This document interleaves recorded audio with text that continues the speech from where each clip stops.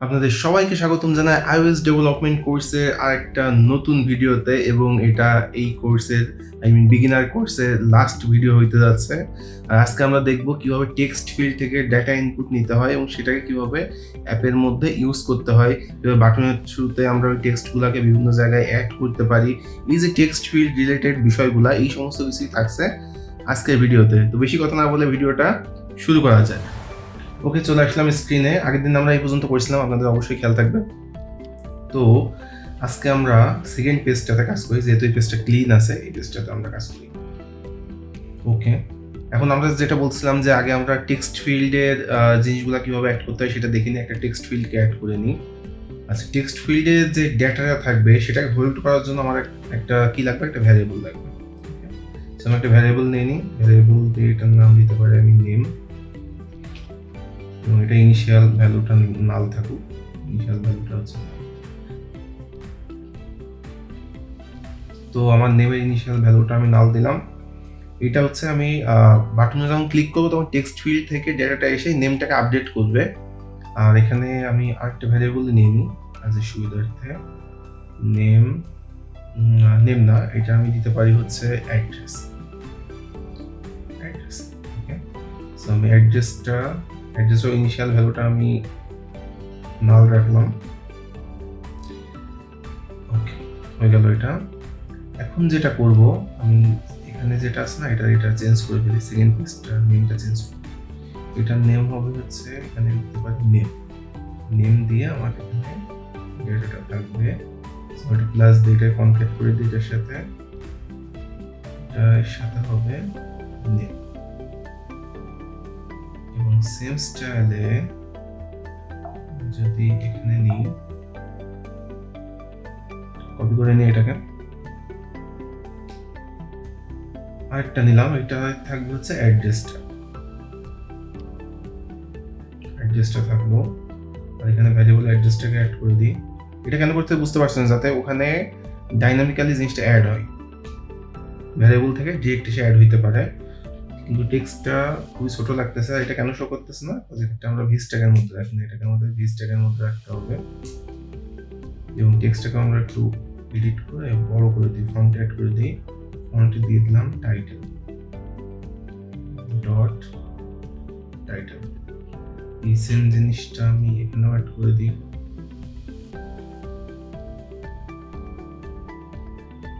কি কপি করছি, এটা কপি হবে।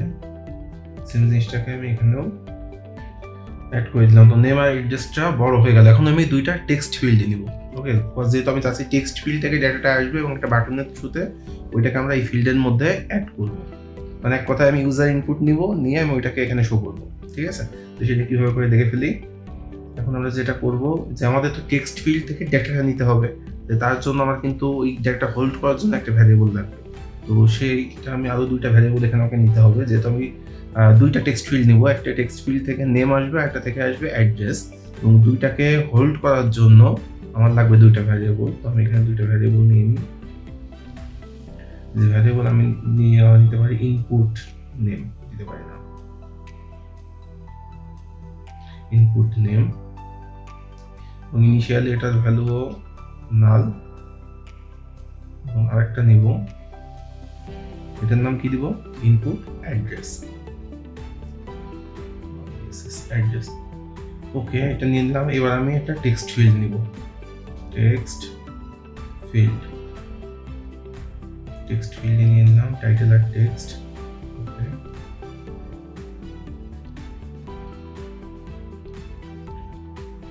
টাইটেলটা কি দেওয়া যায়, এটা এন্টার ইউর নেম, এটা আর কি প্লেস হোল্ডার আকারে দেখাবে। ঠিক আছে, এন্টার ইউর নেম।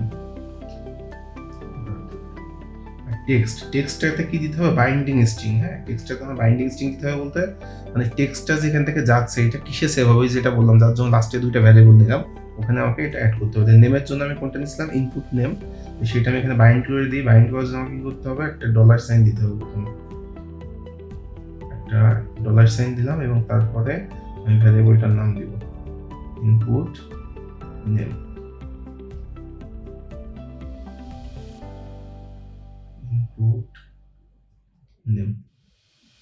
ব্যাস আমার এখানে বাইন্ড হয়ে গেল।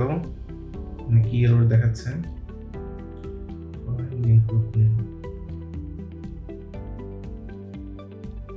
কি এরর দেখাচ্ছে? ও আচ্ছা, ঠিক আছে। আমি হলো এখানে একটা বাইন্ড করছি। বাইন্ড করার জন্য ভ্যারিয়েবলটাকে আমাকে স্টেটের মধ্যে আনা লাগে। তো এটা স্টেটটা আমি ডিক্লেয়ার করে দিই। স্টেটটা ডিক্লেয়ার না করলে এটাকে আপনি বাইন্ড করতে পারবেন না। যেখান থেকে ভ্যালুটা যে ওখানে সেভ হবে এটা আপনি করতে পারবেন না। তো আমি স্টেটটা এখানে ডিক্লেয়ার করে দিলাম। এটাও স্টেট হবে, যেহেতু আমি এই দুইটা ভ্যারিয়েবলে ইউজার টেক্সট ফিল্ড থেকে ইউজার ইনপুট নিব। তো এই দুইটাকে আমি স্টেটের মধ্যে দিয়ে দিলাম। এখন এখানে যখন আমি ভ্যালুটা ইনপুট করব তখন এটা কিন্তু এর মধ্যে সেভ হবে। দেখেন এখানে কিন্তু অল্প করে বোঝা যাচ্ছে এন্টার ইউর নেম, কিন্তু জিনিসটা সুন্দর আসে না এখনো। জিনিসটাকে একটু সুন্দর করতে হবে। ওকে, আমরা যেটা করতে পারি, আমরা ভিএসটাকে একটা অ্যালাইনমেন্ট সেট করতে পারি, অথবা আমি টেক্সট ফিল্ডটাকে একটু মডিফাই করে দিই। ডট টেক্সট ফিল্ড স্টাইল দিয়ে আমি যদি দিয়ে দিই রাউন্ডেড বর্ডার দিয়ে দিই, এটা কিন্তু একটা বর্ডার তৈরি হয়ে গেছে। এবং এটা একটা প্যাডিং যদি দিয়ে দিই,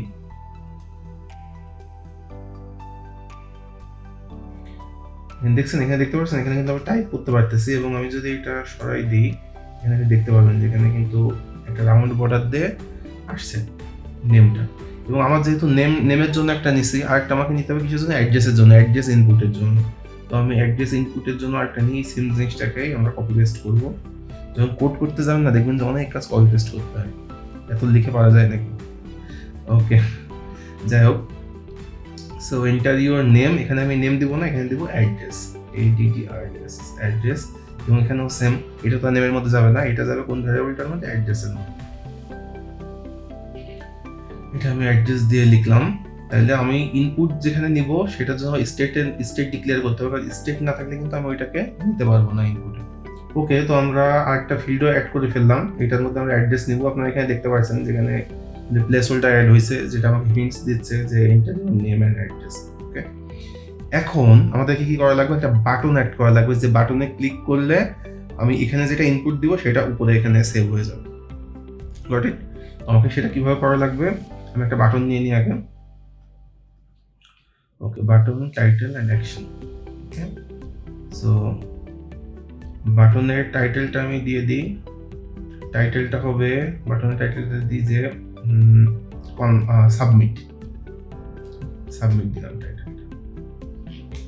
আচ্ছা, আর এই যে কোডটা, এখানে আমাকে আর কি অ্যাকশনটা লিখতে হবে, যে অ্যাকশনটা কি হবে। বাটনে চাপলে, যে বাটনে প্রেস করবো বলে অ্যাকশনটা কি হবে। তো অ্যাকশনটা এখানে কি হবে, যে টেক্সট ফিল্ডের যে ডেটাটা আছে সেটা আমার উপরে এখানে সেভ হয়ে যাবে। তো সেটা আমি কিভাবে করতে পারি? দেখেন, টেক্সট ফিল্ডের আমার যে ডেটাটা সেটা কোথায় যে সেভ হচ্ছে, is input name, input address. আর টেক্সট আর উপরের যে ডকুমেন্ট যেটা যেখানে ডাটাটা শো করবে সেইটার ভ্যারিয়েবলটা কোথায় আছে? নেম আর অ্যাড্রেসের মধ্যে। তার মানে ইনপুট নেমের ডাটাটা আমাকে নেমের মধ্যে পাঠাইতে হবে, আর ইনপুট অ্যাড্রেসের ডাটাটা আমাকে অ্যাড্রেসের মধ্যে পাঠাইতে হবে। তো সেটাই আমরা করি এখানে। এখানে যদি আমি দিয়ে দিই যে name equal to input name, okay, and address equal to input address, okay. এখন আমরা দেখি তো এটা প্রপারলি ওয়ার্ক করতেছে কিনা। ওকে, এখানে কি একটা ভুল দেখালো, কেন এরর আসতেছে? ও আচ্ছা, দেখেন আমি এখান থেকে কি করতেছে, আমি কিন্তু এখানে নেমটা মডিফাই করতেছি, ইনপুট নেম দিয়ে নেমটা মডিফাই করতেছি। এই জন্য নেমটা কিন্তু আমাদের স্টেটের আন্ডারে আনা লাগবে। স্টেট যদি আমি ডিফাইন না করি তাহলে কিন্তু আমি ওইটাকে চেঞ্জ করতে পারবো না, ওইটা একটা ফিক্সড ভ্যালু থাকবে। ওকে, তো এই জন্য এই দুইটা জিনিসকে আমাকে স্টেটের মধ্যে আনা লাগবে। তো আমি এটাকেও স্টেট করে দিই, স্টেট।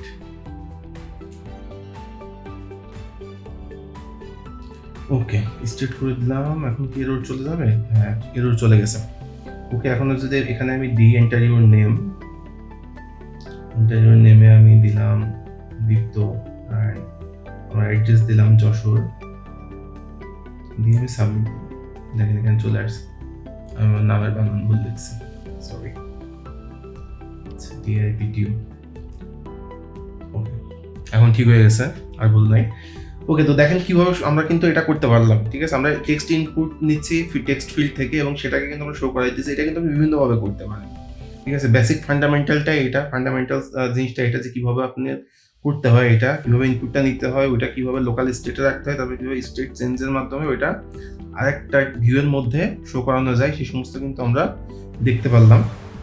তো গাইজ এইটাই ছিল আজকের ভিডিওতে, আর এটা হচ্ছে বিগিনার সিরিজের লাস্ট ভিডিও। এতদিন আপনাদের সাথে একটা জার্নি শেয়ার করলাম, একটা iOS ডেভেলপমেন্টের একটা জার্নি, ফ্রন্ট এন্ড কীভাবে করতে হয়, একদম বিগিনার বিষয়গুলো শেয়ার করলাম। এরপরে অ্যাডভান্স কোর্সও আসবে, এছাড়াও আরও কিছু টেকনোলজি রিলেটেড জিনিসপত্র আসবে, অ্যাফিলিয়েট মার্কেটিং ওয়েবসাইট কীভাবে বানাইতে হয়, তো বিভিন্ন আরও টেক রিলেটেড জিনিসপত্র কিন্তু আসতে থাকবে। তো মেক শিওর করেন আপনি আমার চ্যানেলটাকে সাবস্ক্রাইব করে রাখছেন, বেল আইকনটাকে বাজায় রাখছেন, যাতে আমার ভিডিওর নোটিফিকেশন সবার আগে আপনার কাছে যায়। আর দেখা হচ্ছে নতুন কোনো সিরিজে অথবা নতুন কোনো ভিডিওতে। ততক্ষণ পর্যন্ত সবাই ভালো থাকেন, বাই।